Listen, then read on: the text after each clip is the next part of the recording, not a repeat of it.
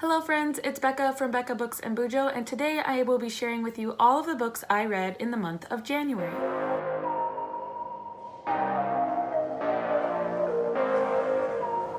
So, January was a really successful reading month for me. I don't know if it was because it was the new year and I was excited to jump into my reading goals, but I read 9 books and I basically completed all of my deck of TBR, really close to, I guess. I have a little bit left of one book still, but it was a great reading month. I read 9 books.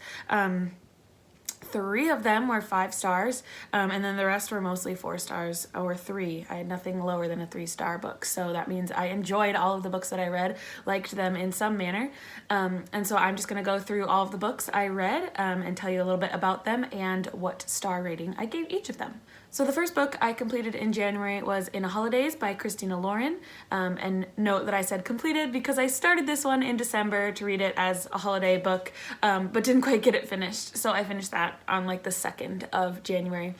And this one is a really cute Christmas romance about a girl named Maylin who is going on a vacation with her family over the holiday, and she ends up getting in a car accident and reliving the vacation over and over again until she gets it right. And for her, getting it right was telling her longtime family friend that she's had a crush on forever, that she's in love with him.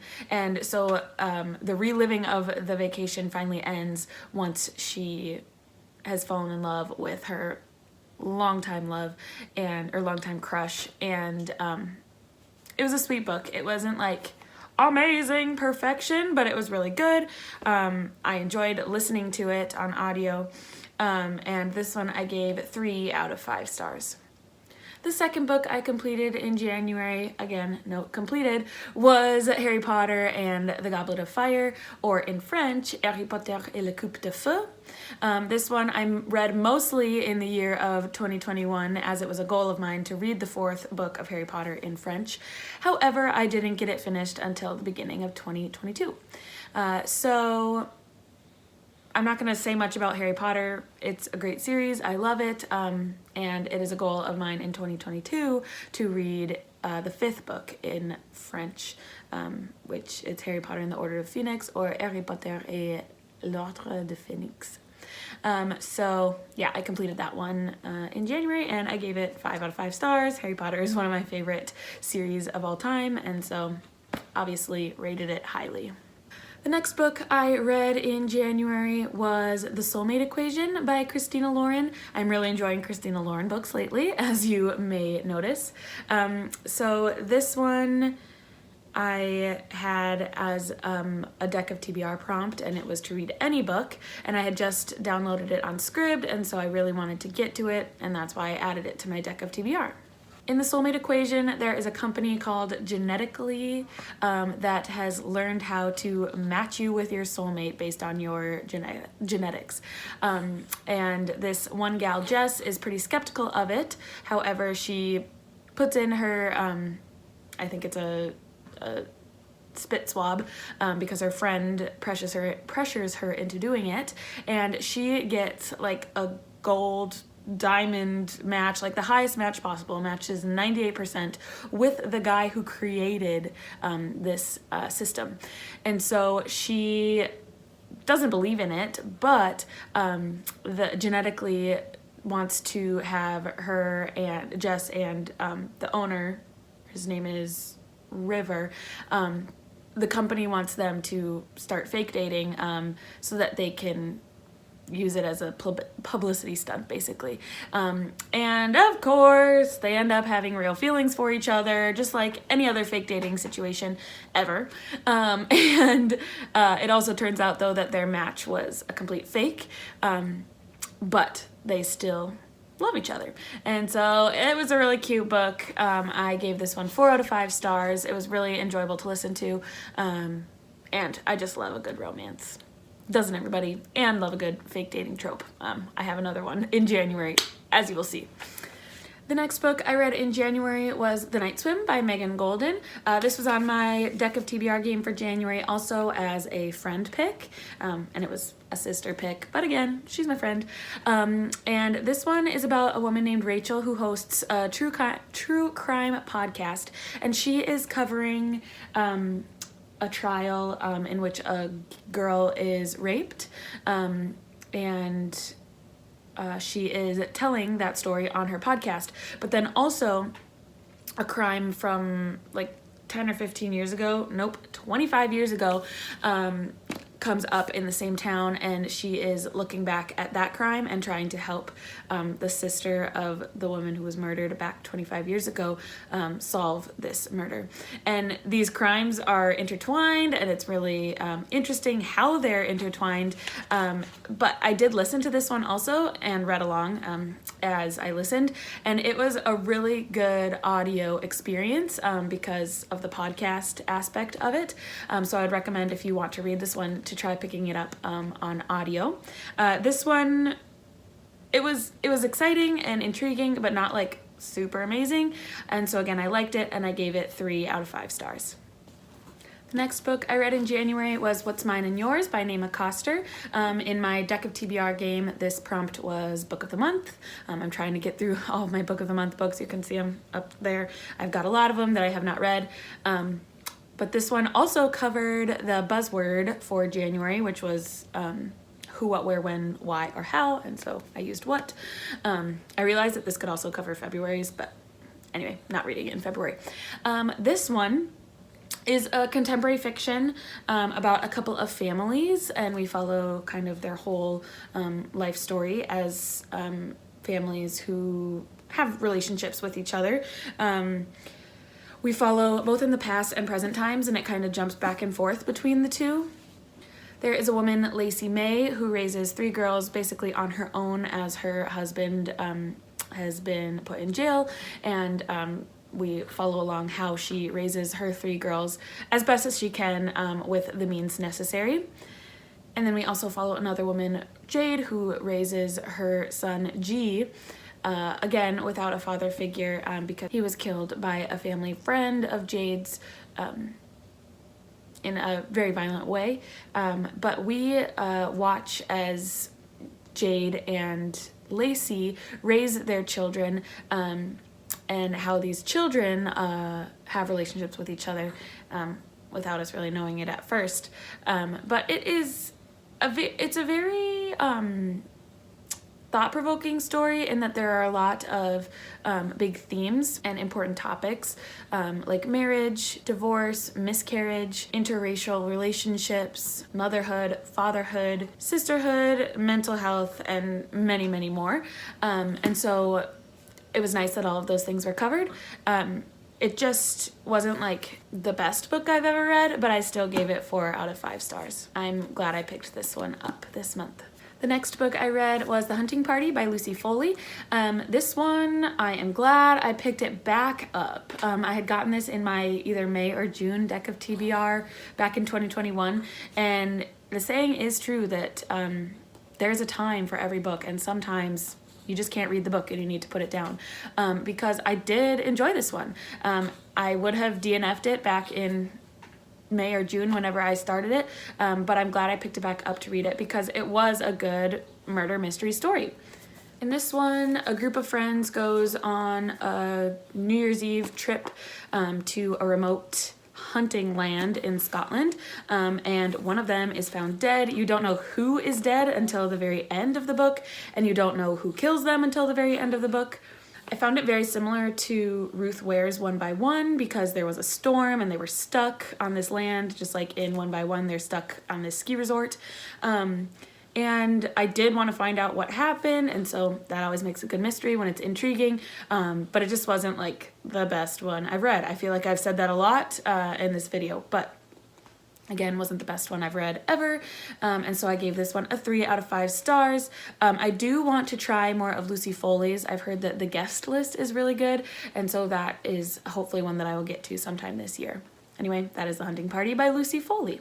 The next book I read in January was The Love Hypothesis by Allie Hazelwood. This one has gotten a lot of hype lately, and it deserves it, in my opinion. This one I picked up because it was for my deck of TBR prompt released this year. I used release last year because it came out in 2021 and I didn't have any that were released in 2022. This one is another fake dating trope. So good. Anyway, we have a scientist, Olive, who is working on getting her PhD at Stanford, and she is trying to convince her best friend that she isn't interested in this boy that her best friend is interested in, and so she tells her that she's dating someone, and just so happens that the night she's supposed to go on a date, she is actually in her science laboratory, and her friend sees her, and so she kisses whoever was close enough to her at the time, and it was this badass scientist that everybody is scared of, Dr. Adam Carlson. They decide to fake date for a while because he needs to convince the biology department that he is sticking around at Stanford, and she needs to convince her friend that she isn't interested in her friend's love interest. And as all fake dating tropes go, they end up falling for each other. And there's all this history in their relationship that's really sweet. But I really liked this one because the woman was smart and had goals, not just oriented toward falling in love, but she was wanting to be a doctoral candidate, and so I feel like that was a very important aspect. Science being a big part of the story was important, but also just very sweet because of the romance in it. And so this one I gave 5 out of 5 stars, as so many people have been giving it lately. But again, this was The Love Hypothesis by Ali Hazelwood. I strongly recommend you read this one, especially in the month of February. It would be a great romance for Valentine's Day. Enjoy that one. The next book I read in January was Dear Evan Hansen by Val Emick, Steve Levinson, and Benj Pasek.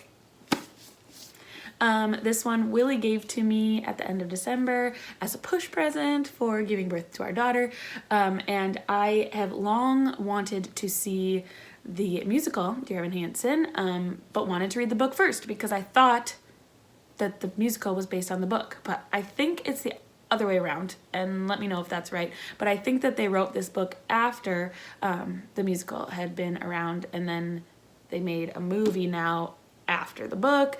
So anyway, very confusing, but this one is about a couple of high schoolers, Evan and Connor, neither of which have friends. They are kind of loners in their high school, and one day Evan, or on the first day of school, back for their senior year, Evan gets Connor to sign his cast because they have some interactions throughout the day, and he promises his mom that he will try to make friends and try to put himself out there. So Evan asks Connor to sign his cast. Connor does sign his cast, and then Connor doesn't show up to school the rest of the week. And at the end of the week, Evan finds out that Connor had killed himself that first night of school. And so then this story follows Evan and the repercussions after Connor kills himself. His parents, Connor's parents, believe that Evan and Connor were best friends. And so Evan goes along with this and ends up lying basically throughout the whole book, saying that he and Connor were best friends, secret best friends. And we follow along with, unfortunately, these lies about Connor's life.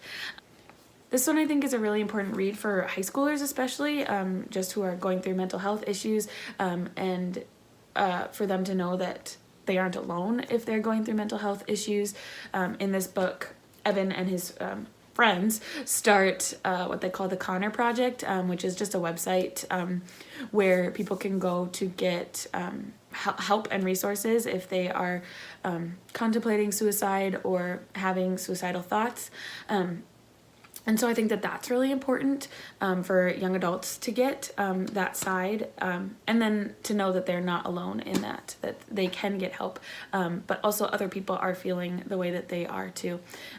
As one who struggled with mental health issues in the past, it's nice to see it on display in books, especially when mental health has just been so taboo in the past. And so It's a very important read, I think. I really liked the first like 2/3 of the book, and then I just felt like it got kind of boring toward the end, so that's why I only gave it 4 out of 5 stars. But again, really good message and story for young adults especially.